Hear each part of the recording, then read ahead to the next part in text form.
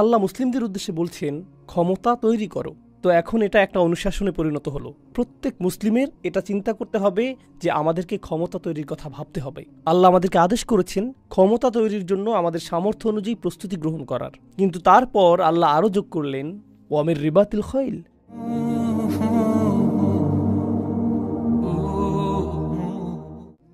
সূরা আল আনফালে একটি আয়াত রয়েছে যা একটি আহ্বান জানাচ্ছে, যেখানে আল্লাহ মূলত উম্মার কাছে একটি দাবি করছেন।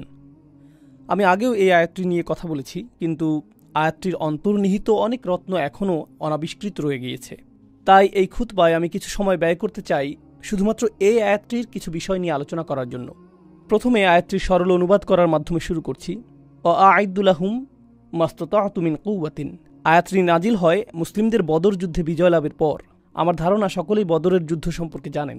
বদর শেষ হয়ে গিয়েছে, মুসলিমরা বিজয়ী হয়েছে আর শত্রুরা পরাজিত হয়েছে, আর আমরা প্রচুর প্রচুর প্রচুর পরিমাণে যুদ্ধলব্ধ সম্পদ সংগ্রহ করেছি। এটা ছিল আনন্দ উদযাপনের একটা উপযুক্ত সময়।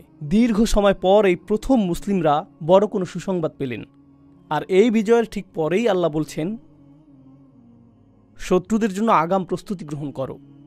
আ'আইদ্দু লাহুম, তোমরা মাত্র বিজয় লাভ করেছ, আর আল্লাহ বলছেন তাদের উদ্দেশ্যে প্রস্তুত হও। এটা প্রত্যাশিত যে আল্লাহ যুদ্ধের আগে বলবেন তাদের উদ্দেশ্যে প্রস্তুত হও, কিন্তু এখানে আল্লাহ বলছেন তাদের উদ্দেশ্যে প্রস্তুত হও বিজয়ী হওয়ার পরে। আল্লাহ আপনাকে জানিয়ে দিচ্ছেন যে তারা ফিরে আসবে। তিনি জানিয়ে দিচ্ছেন তারা নিশ্চিহ্ন হয়ে যায়নি। প্রকৃতপক্ষে তাদের জন্য প্রস্তুত হও বলার মাধ্যমে আল্লাহ এটাও জানিয়ে দিচ্ছেন যে এই বিজয়ের জন্য তোমরা যে প্রস্তুতি নিয়েছ তা পরবর্তী যুদ্ধের জন্য যথেষ্ট নয়, তোমাদের আরও বেশি প্রস্তুতি প্রয়োজন। সেটাই আল্লাহ আমাদের জানিয়ে দিচ্ছেন। প্রতিটা বিজয়ের ক্ষেত্রেই পরবর্তী চ্যালেঞ্জটা আগেরটার চেয়েও বড় হয়ে থাকে। তাই এখনই তোমাদের প্রস্তুতি শুরু করতে হবে। হ্যাঁ, উদযাপন করার মতো কিছুটা সময় তো রয়েছে। এটা ভালো যে আমরা বিজয় লাভ করেছি, কিন্তু এর ঠিক পরেই তোমাদের মনোযোগী হতে হবে, কারণ শত্রু এখনও নির্মূল হয়নি। আ'আইদ্দু লাহুম। এখন কিভাবে আমরা তাদের জন্য প্রস্তুত হব? আল্লাহ আযজা ওয়া জাল্লা বলছেন মাসতাতা'তুম মিন কুওয়াতিন। যে কোনো ধরনের শক্তি সম্ভব তা অর্জনের জন্য যথাসাধ্য প্রস্তুতি গ্রহণ করো। আ'আইদ্দু লাহুম মাসতাতা'তুম মিন কুওয়াতিন। যে কোনো ধরনের শক্তি সম্ভব তা অর্জনের জন্য যথাসাধ্য প্রস্তুতি গ্রহণ করো। যেই শক্তি সম্ভব তোমরা সংগ্রহ করো। আরবি ভাষার দৃষ্টিকোণ থেকে মিন কুওয়াতিন হলো তানাউ, যার অর্থ আল্লাহ এখানে শক্তির সংজ্ঞাকে সীমাবদ্ধ করেননি। আল্লাহ এটাকে একটিমাত্র জিনিসে সীমাবদ্ধ করেননি। আল্লাহ বলতে পারতেন যে আরও বেশি অস্ত্র সংগ্রহ করো অথবা সেনাবাহিনীকে আরও বেশি প্রশিক্ষিত করো। তিনি নির্দিষ্ট করে বলেননি। তিনি বলেছেন সম্ভাব্য সকল ধরনের শক্তি। এখানে প্রথম লক্ষণীয় বিষয় হলো আল্লাহ কখনোই আমাদেরকে প্রস্তুতির গণ্ডির বাইরে রাখছেন না। তোমরা মনে করেছ যে যুদ্ধ সমাপ্ত হবার সাথে সাথে প্রস্তুতি পর্ব শেষ হয়েছে, কিন্তু না, যুদ্ধে বিজয়ী হওয়ার ঠিক পরেই তাৎক্ষণিক পরবর্তী প্রস্তুতি শুরু হয়ে গিয়েছে।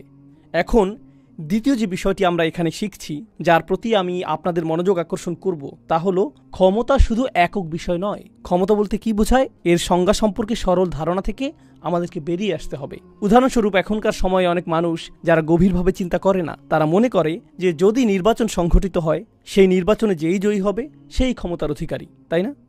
আমরা এভাবে কথা বলি যে এই ব্যক্তিটি প্রধানমন্ত্রী হয়েছে, অতএব সে ক্ষমতার অধিকারী। এই ব্যক্তি ইউনাইটেড স্টেটসের প্রেসিডেন্ট হয়েছে, সেই ক্ষমতার অধিকারী। কিন্তু আপনি যদি রাজনীতি এবং অর্থনীতি সম্পর্কে কিছুটা জানেন, তাহলে বুঝবেন যে এই মানুষগুলো মোটেই ক্ষমতার অধিকারী নয়। তারা আসলে পুতুল মাত্র।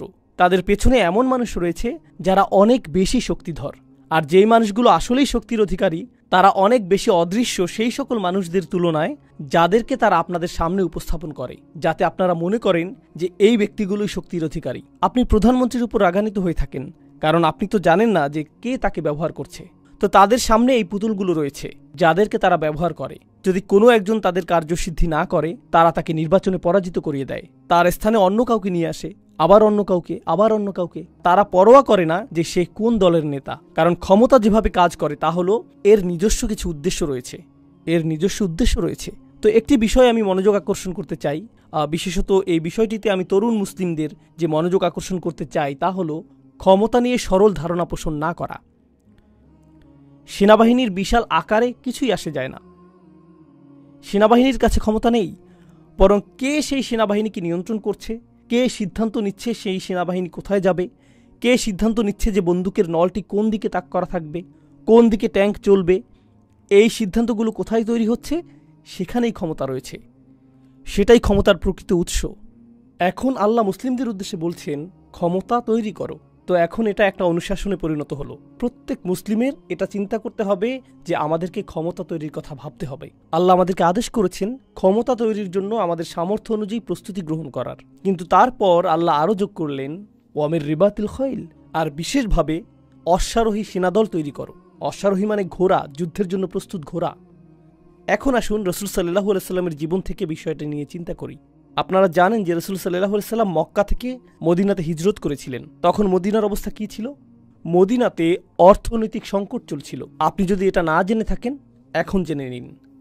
মদিনাতে ধনী মুসলিম ছিল না, সেখানকার মুসলিমরা ছিল খুবই দরিদ্র।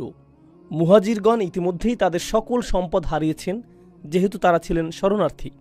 তো তারা ইতিমধ্যেই দেউলিয়া, তাদের কোনো অর্থ ছিল না। আর আনসারগণ যারা তাদেরকে সহায়তা করেছিলেন, তাদের বাসস্থানের ব্যবস্থা করেছিলেন, আল্লাহ তাদের ব্যাপারে বলছেন ওয়ালাউ কানা বিহিম খাসাসা, তারা নিজেরাও অনাহারে থাকে। তো এখানে শরণার্থীদের পৃষ্ঠপোষকতা করছে দরিদ্র মানুষেরা। এটাই মদিনার পরিস্থিতি। তো সাধারণভাবে বলতে গেলে তারা সম্পদশালী ছিলেন না। আল্লাহ তাদেরকে বলছেন অশ্বারোহী বাহিনী প্রস্তুত করো। অশ্বারোহী বাহিনী কি? ঘোড়া, তাই না?